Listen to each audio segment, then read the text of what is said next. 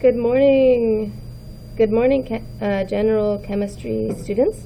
So sorry I couldn't be here today. I obviously am quite sick, so hopefully I'll come back on Wednesday feeling bright and shiny and at least a little bit better than I am right now.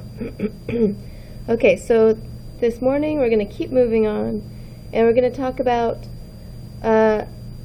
an introduction to quantifying energy. So far in this unit, we have not quantified much, but we've talked about energy changes, and we've used these LOL diagrams in order to go from a relative amount of thermal energy and phase energy and look at how that energy changed after we changed something to our system. So for example, if this was water and I added thermal energy through Q, right? Remember, Q is just the flow of thermal energy, and then my water got warmer, so that thermal energy increased within the water, but the phase energy didn't change. So that's what this LOL diagram is talking about. But now we're going to talk about, well, how much energy exactly was put into my water, how much energy exactly went into raising my water a specific number of degrees.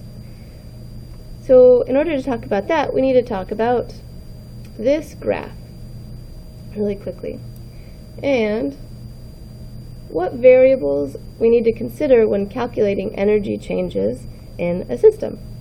So this is actually some data that I took yesterday right before your class, and I was hoping to get to it, so I got to this a little bit in second period, but we didn't quite get here yesterday in fifth period. So if you're in second period right now, this is going to be a little bit of a review, and then if you're in fifth period, this will be new. So basically, you can still see my 3 flasks that are out on the desk. In the 2 red flasks, I have 50 milliliters of water and 100 milliliters of water, and I just added food coloring to them so you could see them easily. And they were all at the exact same initial temperature, which was about, 22 degrees Celsius, like room temperature. And I put them on the hot plate at the exact same time and turned on the burner. And so they all got the exact same amount of Q flowing into each system. But what you can see here is obviously each flask does not increase in temperature at the same rate. And so let's talk about why for a minute.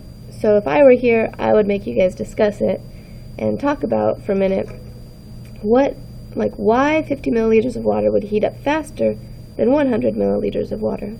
You guys will probably come to the conclusion, well, 50 milliliters of water is obviously less water than 100 milliliters of water.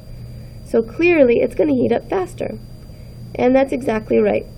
So the first thing we need to consider when calculating energy changes of a system is how many particles we have in our system, right? So we could say how much of a substance we have, but in this class we're talking about particles, right? And so we want to talk about number of particles. And so if I have 50 milliliters of water and 100 milliliters of water, 50 obviously has half as many particles. Now, when I'm just looking at my graph here,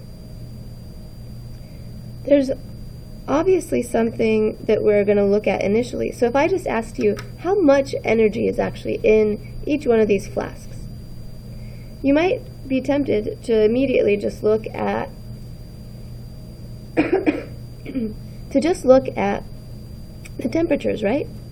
So at any time on the graph, this beaker A, let's say I just had beaker A and beaker B. Beaker A has a higher average kinetic energy, right? It has a higher temperature on average. And so you might say, well, of course beaker A has more energy. But it's important to look at not just the temperature changes, right? But how much substance we also have in there. So when we talk about how much total energy is in a system, which is also kind of what we're going to talk about. It's hard to calculate the exact amount of energy that's in a system, but what we'll be dealing with is the energy changes. But we do need to take into consideration the initial temperature and the final temperature.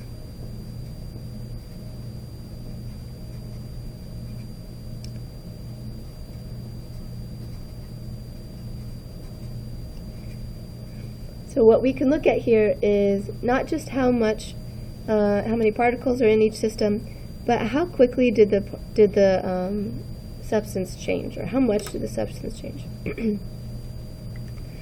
Okay, now this third line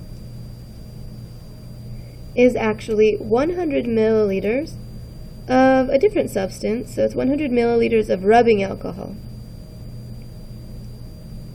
And you can see that it obviously changed a lot differently than the 100 milliliters of water. So now my question to you is, why would 100 milliliters of two different substances change at different rates? Sorry, I guess that's why I'm not here today. And so maybe some of you would come up with some different ideas, right?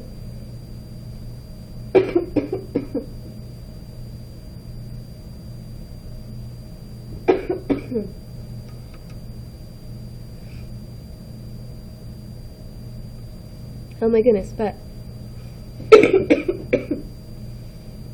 I'm so sorry, but I'm not re-recording this video. So clearly, each one of these substances is different and made up of different types of particles. And so they have different properties, right?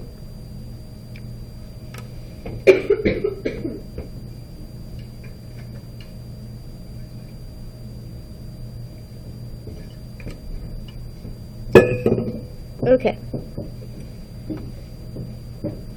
So they have different properties. And so we actually need to look at one of their properties that we have not learned about yet. And that's actually what we're going to call